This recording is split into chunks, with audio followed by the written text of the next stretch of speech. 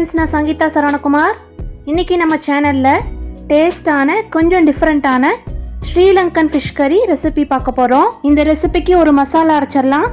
ஒரு பேனில் 2 table spoon கடலைப்பருப்பு, 1 டேபிள் ஸ்பூன் உளுத்தம் பருப்பு, 2 டேபிள் ஸ்பூன் கொத்தமல்லி, 1 டீஸ்பூன் சீரகம், 1/2 டீஸ்பூன் மிளகு, 1/4 டீஸ்பூன் வெந்தயம்,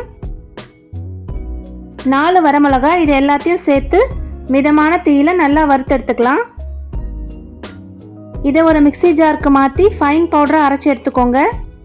அடுத்து 1/2 மூடி தேங்காவை 1 டம்ளர் தண்ணி ஊற்றி அரைச்சி தேங்காய் பால் எடுத்து வச்சுக்கலாம்.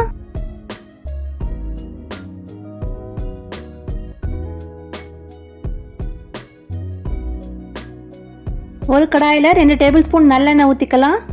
எண்ணெய் காஞ்சதும் கொஞ்சமாக கடுகு, 1/4 ஸ்பூன் சீரகம், 1/4 ஸ்பூன் வெந்தயம் சேர்த்து பொரிய விடலாம். 10 சின்ன வெங்காயத்தை நீளமாக கட் பண்ணி சேர்த்துக்கலாம். கொஞ்சமாக கருவேப்பிலை, 1 பச்சை மிளகாய் சேர்த்து வதக்கிக்கலாம். இப்போ கொஞ்சமாக இஞ்சி பூண்டு விழுது, 1 தக்காளியை கட் பண்ணி சேர்த்து ஃப்ரை பண்ணிக்கலாம்.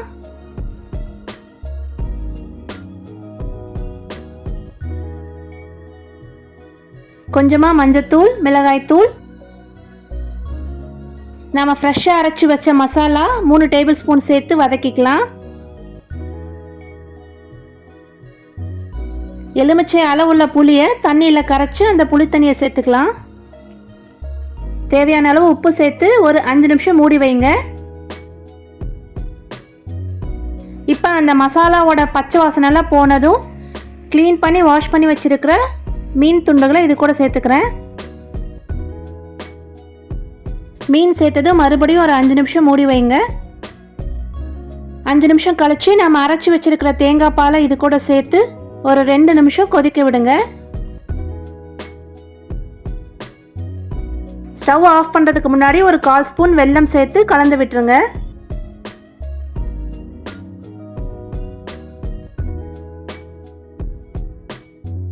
அவ்வளோதாங்க, நம்ம சூப்பர் டேஸ்டான ஸ்ரீலங்கன் ஃபிஷ் கறி ரெடி ஆயிடுச்சு. நெக்ஸ்ட் ஒரு வீடியோவில் பார்க்கலாம். Good bye.